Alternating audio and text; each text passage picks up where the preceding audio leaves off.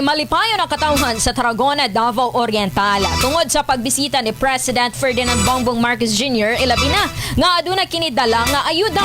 Matod ni Mrs. Ferliza Estacio, residente sa Barangay Central, Taragona, nga dakong kalipay nila nga naabot ang presidente tungod sa mga ayuda alang kanila nga mga anaang nakigisog sa maong kalamidad.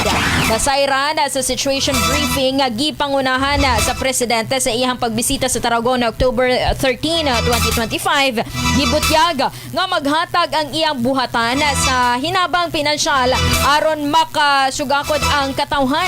Nasayran nga 50 million pesos sa provincial government sa Davao Oriental, tag 15 million pesos sab sa Manaya, Banay-Banay ug Lupon, tag 10 million pesos sab sa Mati City, Taragona, Baganga, Buston ug Katiil, ug tag 5 million pesos sa Caraga, San Isidro ug 3 million pesos sa Governor Generoso. Samtang gipasabot ni Palace Press Officer Under Secretary Attorney Claire Castro nga kumpiyansa sa President or Pbbm nga mo bisita sa Davao Region sanglit buutan matud pa ang mga Davaoenyo. At ang paminawon ang tipik sa pamahayag ni Attorney Claire Castro, Palace Press Officer.